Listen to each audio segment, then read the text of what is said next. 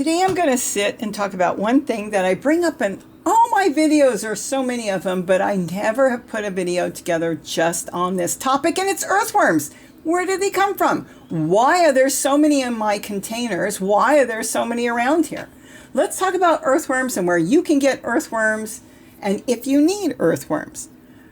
Hi, it's Robbie from Southern California, and I'm going to go through a whole bunch of clips that I have found from other videos as well as new ones that I have had and you haven't seen yet. Earthworms here in Southern California are all over the place, as long as the soil is damp. Earthworms need to be damp. Let's get that straight right away. If the ground gets hard and dry, they're gone. Generally, they leave. Earthworms can crawl.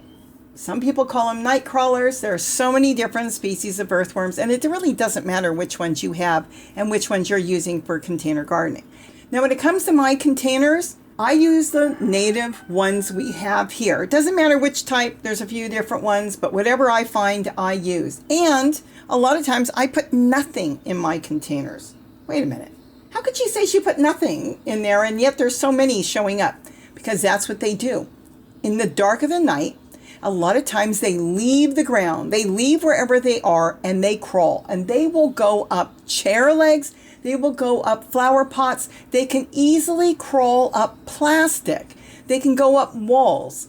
And so anything that they can stick to, they crawl as long as they can stay damp. Plastic they love because it's slick and it just works really good for them. I have found them on tables that they've crawled on. And what they're looking for is they want to get out of heavy rain, let's say, and they're looking for someplace a little drier. In other words, they don't want to be underwater. If they're underwater too long, they will drown. They need oxygen. So they move around. They find their ways into my flower pots, my buckets, my totes, and even in areas I'm growing in the ground. And when there's a flower pot or a large rock or anything sitting there, you lift it. Especially if it's warm and you lift it, you'll find earthworms a lot of times there because what's underneath a flat plastic surface or let's say cement or a rock, dampness, and they love to gravitate towards dampness. So sometimes I do go around, I'll lift up a flower pot, I'll gather up some of the soil, whether I see an earthworm in there or not, and I'll use some of that soil I have gathered up and put it in one of my totes or containers that I'm newly starting up. Other times I don't have time, I just put all my leaf matter in there. You know how I build my containers, and they do show up. I've got them showing up in leaf matter that I didn't even put them in because they found the leaf matter that I'm growing things in perfect for them. Earthworms are not going to come and gravitate towards potting soil that you bought at the store. I know some of the potting soil hasn't been good this year, but good or bad, it doesn't matter. They don't come to the potting soil. They don't come to all that because it's already broke down. They've done their job. The microbes have done their job. So there's nothing for them to eat. They come to places where there's food for them. That's why they're on the ground, because leaves are falling and piling, and they're underneath all that. You throw all those leaves in a container, a tote, a bucket, a grow bag, whatever you're growing in, they're going to get in there and look for that because they're looking for the leaf matter, what Mother Nature has designed for them to eat. They're looking for matter in which something that was alive that is now breaking down. So will the microbes. Let's talk about microbes for a second.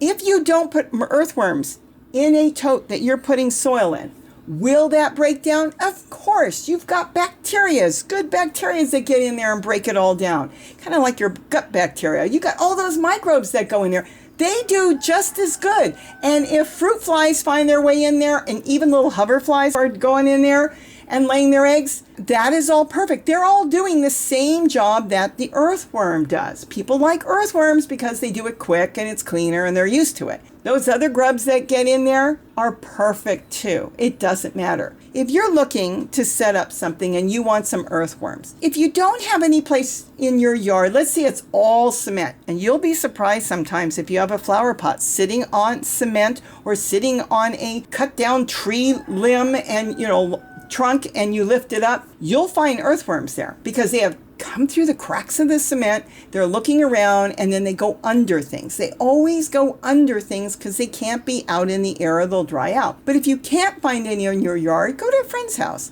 Go to a park. Go somewhere that something is there that you can move something, gather up some damp soil, and throw it in your containers. You'd be surprised when you start going worm hunting how easy it is to find worms.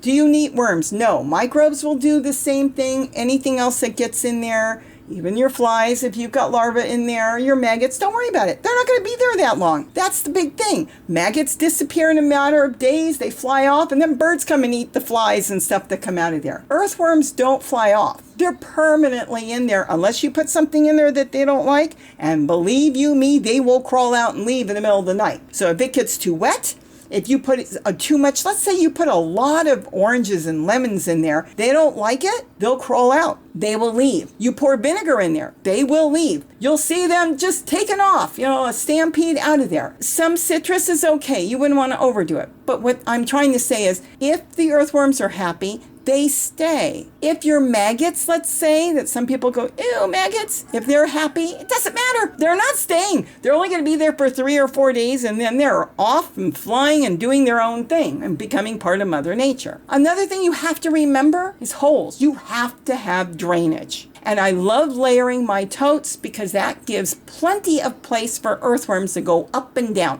They can go lower down in the tote if they want. They can come all the way up through a flower pot that you have sitting on top in your tote and go up inside of that. That's why my 2 system works so well, which are 2 buckets or 2 containers together, or the pitcher that is loaded with holes that's buried inside your tote. They'll go in and out of the holes that are underground, inside your tote, and they will travel back and forth. They'll go inside that pitcher as you throw kitchen scraps, leaves, all kinds of stuff in there, rotten figs coming off your tree or something. They'll go inside the pitcher. And then when they're done with that, they want to go out, they go out. But when you water the pitcher that they're in, what's really cool is you've got your own little worm farm, and the water, it's okay to water them. You just don't want water to stand in there and not drain out, but it will drain out, and all that worm pee and everything that they've done goes in your tote, and that's why your plants love you. So as long as you have drainage and you've got damp soil, you're going to be able to grow. Make sure your tote's got holes in it. If you're growing in a tote, if you've got a bucket, make sure you've got holes. And it doesn't really matter where the holes are, whether they're on the very bottom or if they're on the side, about 1 inch up from the bottom, retaining a little bit of water so there's always dampness. That way, if you're in a warm area, the water will kind of pull its way up into the soil, and you won't have to water more than once a day, maybe. And whether that's not having a heat wave or something, you can get away watering a tote or a bucket every 2-3 days because there'll be a little bit of water on the bottom. That won't bother the worms. What will bother the worms is if it gets too dry. They'll leave. Look for worms under rocks, under flower pots, under your tote. If you've got a tote sitting on the ground that you're starting to throw some things in and it's light enough, you'd be surprised. If you're watering your ground, you'll lift it up, and you might see a lot of them hiding under there. So with that, have a wonderful day. Look for those earthworms, and don't worry if you don't have them. Mother Nature has provided us with a lot of other critters that do just as good. And don't forget to eat what you grow. Bye-bye.